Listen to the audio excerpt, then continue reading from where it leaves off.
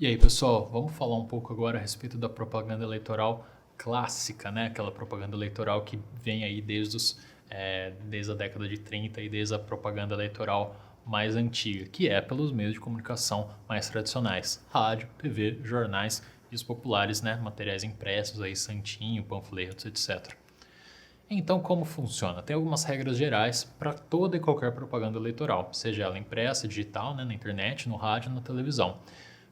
Quais são essas regras? Primeira coisa, deve ser feita em língua nacional e ela deve mencionar necessariamente, primeiro, nome do candidato, nome dos candidatos a vice, né, quando houver, em tamanho não inferior a 30% do nome do candidato, né, no caso prefeito, presidente, governador, e a legenda partidária, ou seja, você não pode omitir numa propaganda o nome do candidato, nem o nome do vice e nem a legenda partidária. Nas campanhas majoritárias, o nome da coligação com todas as siglas que a compõem. Então, fica até engraçado às vezes quando a gente vê algumas propagandas, né? Que eles colocam lá no finalzinho e tem que falar bem rápido, né? Coligação, blá, blá, blá, blá, blá. Tem que estar tudo junto porque isso tem que aparecer, é uma regra eleitoral. Nas campanhas proporcionais, aquelas campanhas de vereador, deputado, senador, tem que aparecer a sigla do partido do candidato sob o nome da coligação que ele compõe. E aí, o Tribunal Superior Eleitoral acrescentou ainda uma disposição especial para combate da desinformação, as populares fake news. Dispõe o artigo 9 da resolução número 23.610 de 2019, que atualmente ainda, né, é uma das resoluções em vigor, dispõe que a utilização na propaganda eleitoral de qualquer modalidade de conteúdo, inclusive veiculado por terceiros, então é importante, não é só o candidato, pressupõe que o candidato, o partido ou a coligação tenha verificado a presença de elementos que permitam concluir com razoável segurança pela fidedignidade da informação.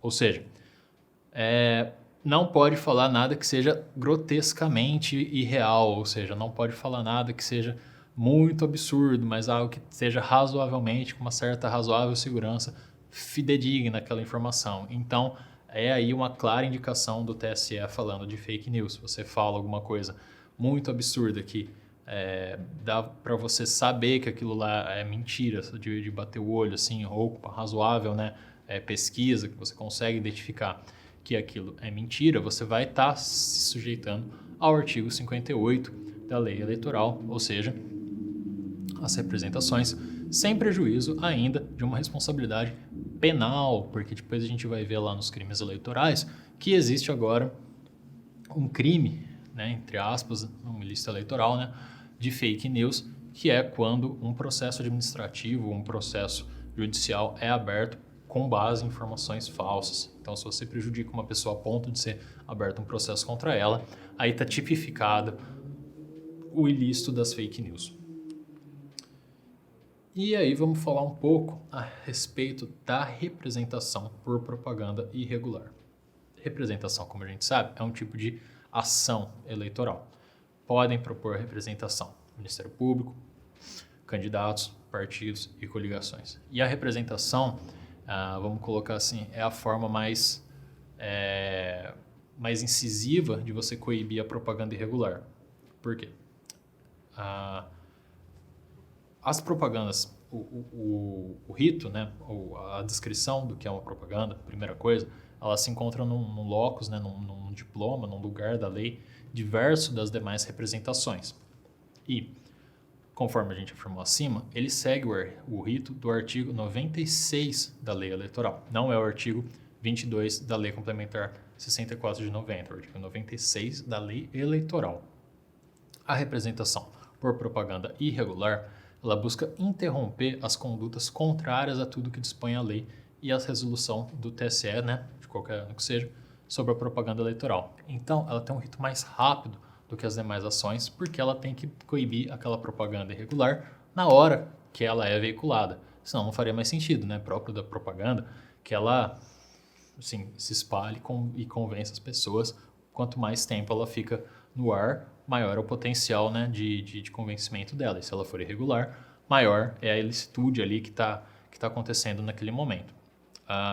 Inclusive, né, vale a gente lembrar também que o juiz eleitoral tem alguns poderes de polícia em relação a essa propaganda irregular. Ele pode de ofício mandar retirar uma propaganda irregular sem dar tempo da outra parte se manifestar, se for o caso. Por quê?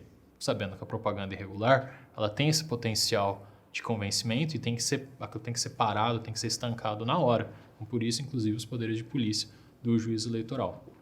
Sendo o bem jurídico a tutela da lisura do pleito ou a equidade na disputa, mesmo os partidos que não lançam candidatos na circunscrição podem ajuizar essa representação. Ou seja, se você é um partido político que não lançou candidato naquela cidade, naquele estado, mas você vê uma propaganda irregular, você pode sim ajuizar uma representação. Por quê? Entende-se que a tutela ali não é para o seu candidato que está sendo prejudicado. E uma vez que o seu candidato não existe, ele não estaria sendo prejudicado. Mas, se existe uma propaganda irregular, todo o pleito, ou seja, todos os candidatos estão sendo prejudicados. Então, você pode sim ir lá e coibir na hora essa propaganda irregular, mesmo que você seja um partido que não lançou candidatos. Inclusive, relembrando, mesmo o juiz sem a provocação, ele poderia ir lá e mandar remover a propaganda eleitoral como ato de ofício, como seu poder de polícia. Assim, diretórios municipais não poderão ajuizar demanda nos pleitos estaduais e federais. Por quê? Se, por outro lado, você é um partido municipal e vê uma propaganda no âmbito estadual sendo irregular, aí você não tem legitimidade. Outro caso, se você é um partido político na cidade A, você não tem uma representação partidária na cidade B, você não pode entrar com uma representação sobre a propaganda irregular na cidade B, porque aí você está fora da sua circunscrição. Aí o bem jurídico tutelado ali já não é o seu pleito, mas é o pleito de outra circunscrição. E aí você carece de legitimidade.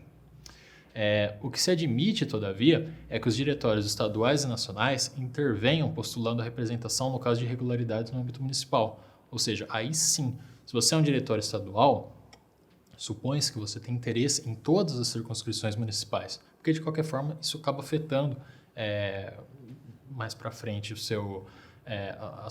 sua capilaridade dentro dos municípios e tudo mais. Então, se você é uma representação partidária de âmbito nacional, aí você pode praticamente fazer representação por qualquer propaganda irregular. Tenha você candidatos lançados naquela circunscrição ou não. No polo passivo, tem também a exclusividade dos partidos para responderem frente à Justiça Eleitoral. Ou seja, os partidos vão responder perante a Justiça Eleitoral. Então é isso que a gente tem para falar um pouco mais a respeito da propaganda irregular clássica. Depois a gente vai ver mais um pouco a respeito dela.